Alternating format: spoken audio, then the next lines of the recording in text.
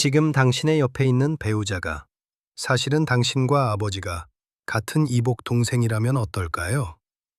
상상만으로도 온몸에 소름이 돋고 도덕적으로 도저히 받아들일 수 없는 일이라고 생각하실 겁니다.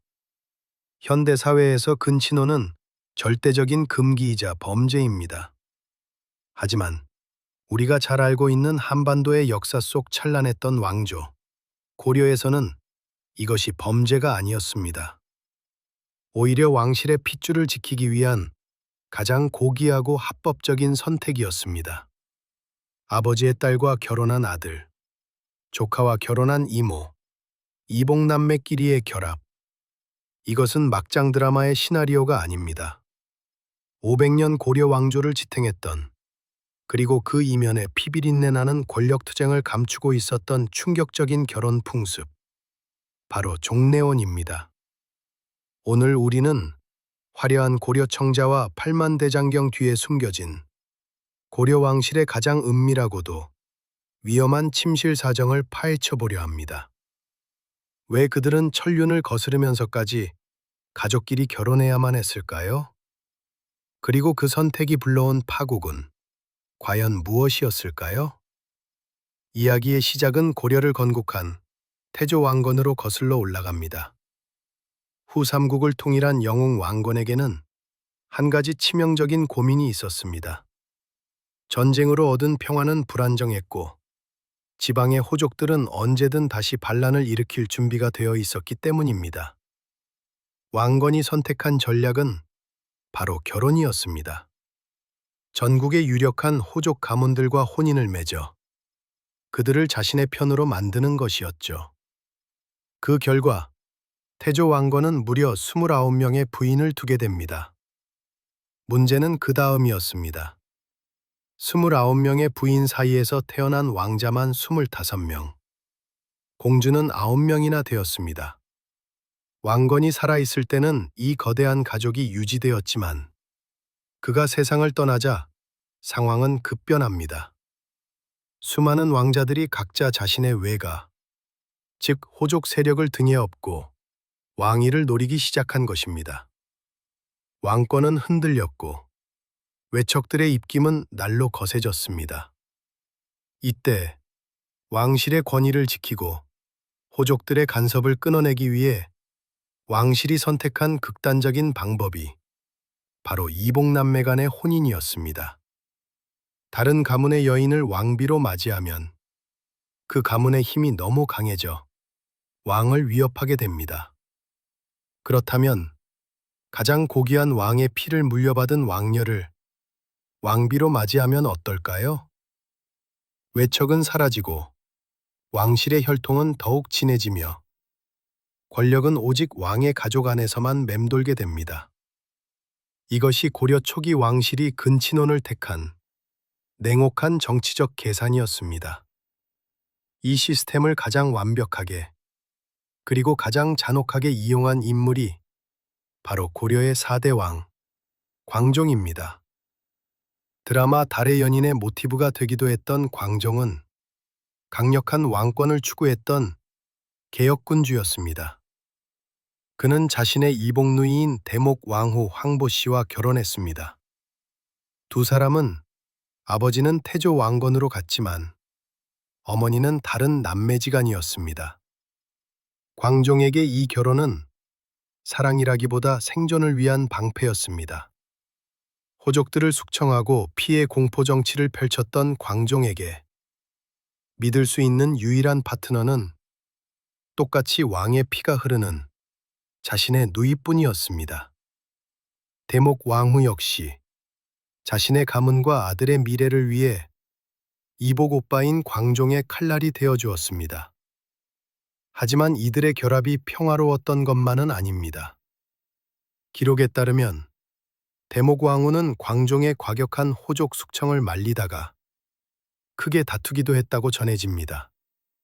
그럼에도 불구하고 이 부부는 철저하게 외부 세력을 배제하고 그들만의 성을 쌓았습니다. 이러한 풍습은 광종 이후에도 계속되었습니다. 고려 왕실 족보를 들여다보면 현대인의 시각으로는 도저히 이해할 수 없는 가계도가 펼쳐집니다. 8대 왕 현종은 자신의 이복누이들과 결혼한 것으로도 모자라 자신의 딸들을 이복 동생이나 조카들에게 시집 보냈습니다. 심지어 자매가 나란히 한 왕의 비가 되는 일도 비일비재했습니다. 고려 왕실에서 왕비가 될 수 있는 자격은 오직 왕의 피를 가진 여성에게만 주어지는 특권처럼 여겨졌습니다. 신라 시대의 골품제도, 성골과 진골을 나누며 혈통을 중시했지만 고려는 이를 넘어선 더욱 폐쇄적인 그들만의 리그를 만든 셈입니다. 하지만 이 순수 혈통에 대한 집착은 끔찍한 부작용을 낳았습니다. 유전학적으로 가까운 친척 간의 결혼은 열성 유전자의 발현 확률을 높입니다. 고려 왕실에는 유독 단명하는 왕들이 많았고 경약하거나 후사를 잇지 못해 대가 끊기는 경우도 허다했습니다. 권력을 지키기 위해 선택한 방법이 오히려 왕실의 생물학적 생명력을 갉아먹고 있었던 것입니다. 또한 닫힌 사회는 고인물처럼 썩기 마련입니다. 왕실 내부에서는 종례원으로 얽히고 설킨 인간관계 속에서 치정극과 암투가 끊이지 않았습니다. 이모가 며느리가 되고 조카가 시어머니가 되는 기형적인 촌수 속에서 예법은 무너졌고 권력을 향한 욕망만이 남았습니다. 그렇다면 이 충격적인 근친혼의 고리는 언제 끊어졌을까요? 아이러니하게도 고려 스스로의 의지가 아닌 외세의 침략에 의해서였습니다. 13세기 몽골 제국이 세운 원나라가 고려를 침공하고 내정 간섭을 시작하면서 상황은 바뀝니다. 원나라는 고려 왕실의 종례원 풍습을 야만적이라 비난하며 금지시켰습니다. 그리고 고려의 왕들은 원나라 황실의 공주를 왕비로 맞이해야 했습니다. 자주적인 혈통 보존이라는 명분은 사라지고 이제는 원나라 사위국이라는 굴레를 쓰게 된 것입니다. 이후 유교 성리학이 도입되고 조선이 건국되면서 고려의 근친혼은 금수의 짓으로 규정되어 철저하게 매도당했습니다. 조선의 사관들은 고려의 멸망 원인 중 하나로 이러한 문란한 왕실 풍습을 지적하기도 했습니다. 오늘날 우리가 고려의 근친혼을 충격적으로 받아들이는 건 역시 조선시대부터 이어진 유교적 윤리관의 영향이 큽니다. 우리는 역사를 볼 때 현대의 도덕적 잣대로만 판단하려는 경향이 있습니다. 하지만 고려 왕실의 근친혼은 단순한 성적 타락이나 윤리의식의 부재가 아니었습니다. 그것은 수많은 호족들의 칼날 위에서 왕권을 지키기 위해 고안된 치밀한 생존 전략이자 용의 자손이라는 신성함을 유지하려 했던 처절한 몸부림이었습니다. 이복남매와의 결혼, 그리고 그 사이에서 태어난 또 다른 왕위 계승자. 그들은 침실에서조차 마음 놓고 쉴 수 없었습니다.